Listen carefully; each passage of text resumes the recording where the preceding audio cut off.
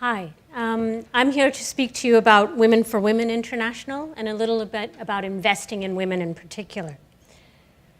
For me, great philanthropy is distinguished by what it accomplishes. How you choose to invest is actually up to many of you in the room to decide.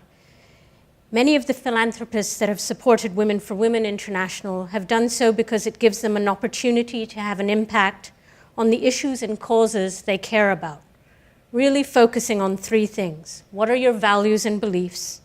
What is success and how can it be achieved? And what do you want to be accountable for? Many of Women for Women International investors have a personal connection, whether it's the individual woman in Oxford who sponsors a woman in South Sudan so that she can engage in creating change in a woman's life, or it's a long-term investor like Jennifer Buffett who clearly focuses her giving on women and girls. Each of them choose their priority and how they want to make a difference in the world. And Women for Women International is actually evenly split between those grassroots individual donors, sometimes giving not more than $10 or £10, and some very large wealthy philanthropists like Bloomberg Novo Foundation. Our mission is to provide women survivors of war, civil strife, and other conflicts with the tools and resources to move from crisis and poverty to stability and self-sufficiency. But I guess the big question is why invest in women? Given the choices and options, some of you may be asking why invest in women and girls, particularly in conflict countries, when often survival is a basic challenge. And I think some of those indices that came out on health are clearly emphasis on choices that can be made. I want to share with you the sphere in which Women for Women operates and why we believe that investments in women and girls offer one of the greatest return on investment of any international development efforts. Nearly 4 million women and girls go missing each year in developing countries, so they're very real inequities with very real consequences for women and families. 2/5 are never born, and that's largely because of early-stage abortions. 1/6 of them die in early childhood, and 1/3 die in their reproductive years. Women make up 70% of the world's poor, but gender equality can boost productivity, raise living standards for the next generation, and make governments, institutions, and policies more inclusive and representative. Warren Buffett encouraged his son and daughter, when they started to emerge as philanthropists, to try to go where others are not. And Women for Women International's work is focused exactly on this idea. We target our efforts to serve marginalized and vulnerable women who typically do not benefit from traditional aid structures, or if they do, it's more often in the form of humanitarian assistance. The idea of investing in women is not new, but there's a real gap between the interest in investing in women and girls, what you hear in the media, and the actual resources that are invested, particularly in conflict-impacted countries. A recent research report found that while 90% of European foundations expressed interest in women and girls, the total grant monies actually allocated by foundations in support of women and girls was about 4.8%. If we invest in women and girls, it will not only go a long way to solving problems like poverty, accessing child health, which is equally as important as making sure those goods are distributed, because women take children to health centers. They don't get there on their own. And by and large, how people access goods and services is largely driven by community understanding. And it'll build a strong foundation for lasting peace in societies, because unfortunately, women are often left picking up the pieces after war. In terms of Women for Women's program, the next slide, we take a comprehensive approach to helping women address obstacles and become agents of change. Our one-year program focuses on 4 key areas: sustaining an income, health and wellness, family and community decision-making, and social networks and safety nets. In terms of sustaining an income, each woman receives about 52 hours of vocational skills training. That includes things like agriculture, livestock, trade, and services, but also business skills. We also encourage women to set up bank accounts and establish the habit of saving. 100% of women in Rwanda and Nigeria now have bank accounts, and that financial inclusion part is key for longer-term access to credit. So for us, we're really seeing supporting women and establishing strong economic groups and cooperatives, and beginning to build women into the global supply chains, which I think Paul will speak about later, as a key way of investing in the future so that women become women and agents of their own change. But we've also learned that an integrated approach is crucial. You can't only look at one side of it. So health and wellness, we touch on all aspects of wellness, including family planning, hygiene practices, nutrition. And with this knowledge, women are able to better protect their health and their family's health and improve quality of life. Where they exist, because in many countries in conflict they don't, we connect women with professional health resources in their communities for additional care and consultation.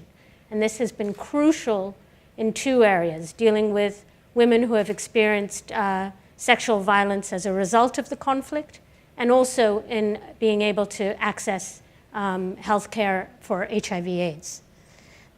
The next piece that is crucial is the family and community decision-making. Women for Women's year-long program emphasizes knowledge of rights, discusses the importance of civic participation, such as voting and participation in community activities, because we see women as agents of change for the longer term. And the program also provides women training in basic life skills, such as negotiation and conflict management. The next piece that we've seen as absolutely essential is family, community, and decision-making. The lifelong program talks about knowledge of rights, as well as social networks and safety nets. When a woman joins our program, she's placed in a class of approximately 25 women who become a support network, the foundation for future business ventures and collective action. For women who experience deep isolation that is often the result of war and conflict, forming these support networks are crucial to the success of overall well-being. We've invested a lot in how do we measure results. And that's largely when Bloomberg made their first 4-year investment in us. They pushed us on the metrics. So we really got strong on looking at helping women get engaged in transformative change, but also looked at tangibles. What are changes in assets and income?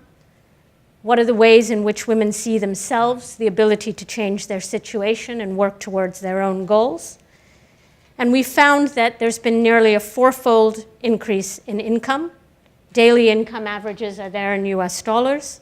The percentage of women saving a portion of their income also increased from 27% to 89%.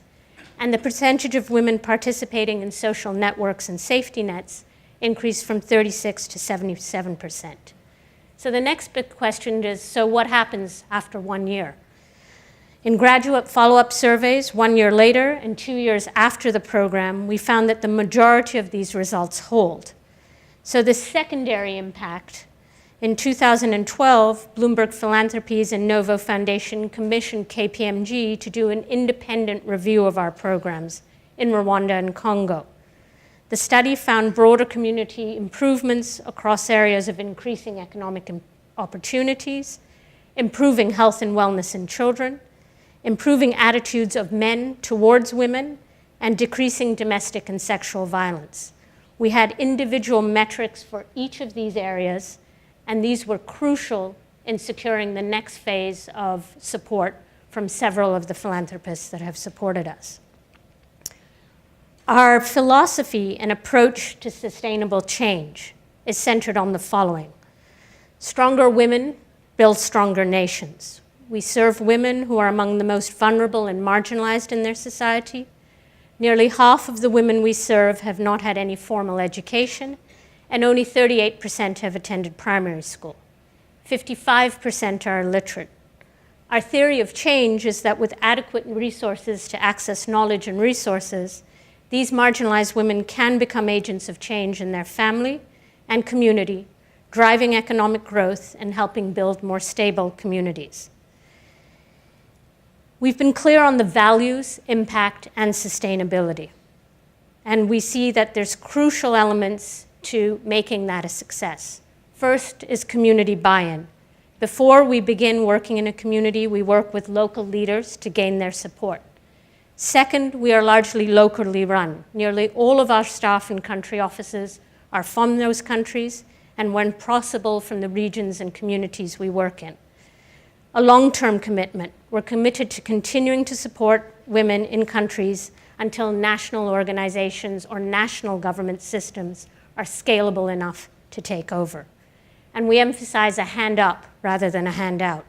Our efforts are focused on providing women the knowledge, tools, and resources they need to change their own lives. Based on our own experience of more than 20 years, here are some considerations when determining how best to give.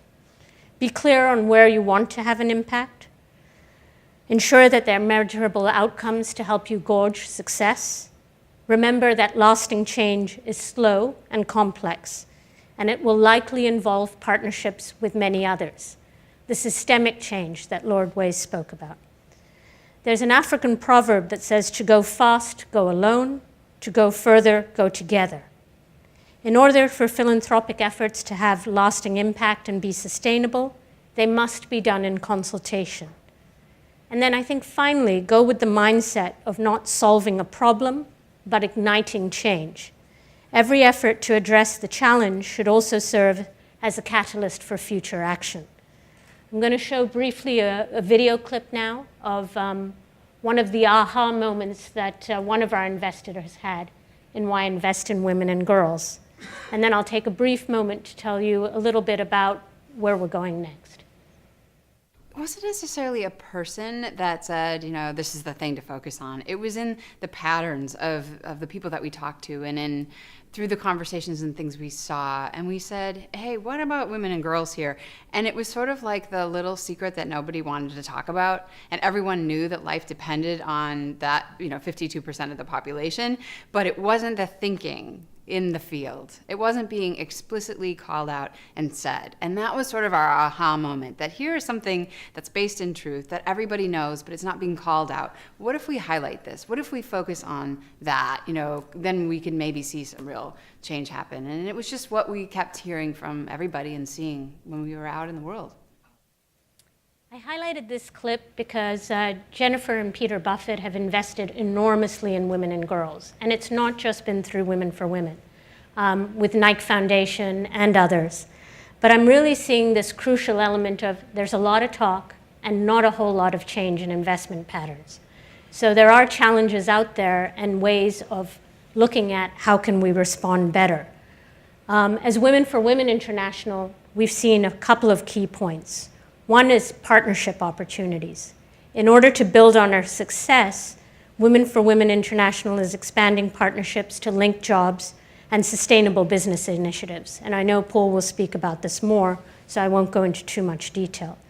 Second is to strengthen our internal operations and infrastructure, some of the efficiency gains on effective administration. Third is working more with social enterprise, to link into private sector initiatives that are built on local businesses so that we're less reliant on export alone and we can help push local markets where people actually buy the products they're producing locally. The fourth is building sustainable product sourcing partnerships to provide long-term income generating opportunities for women. And the fifth is transitioning much more in terms of systems to using new technologies for data collection and metrics. And in that way, we've able to be building on not just donations of financial resources, but what are systematic areas where the banking sector or the technology sector have innovation and design that we can incorporate into our own work. And then the fourth element, just so we know we don't forget them, because women are not only isolated, they are dependent on communities that include men. We're both expanding and better measuring and testing our men's leadership program so that the results we achieve are longer term at the community level with the buy-in of men for sustainable change. I'll stop there. Thank you.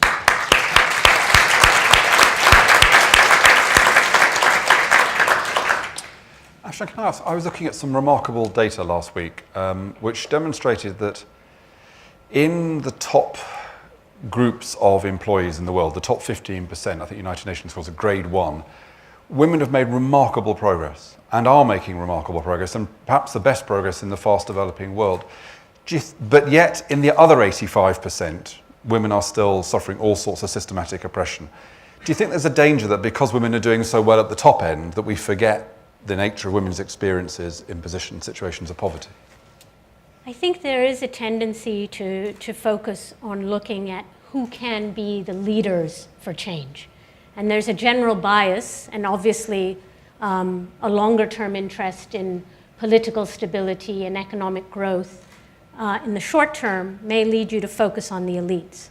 But unless we're dealing with the grassroots, particularly women in conflict countries, I think we'll be unable to sustain the change we need to see.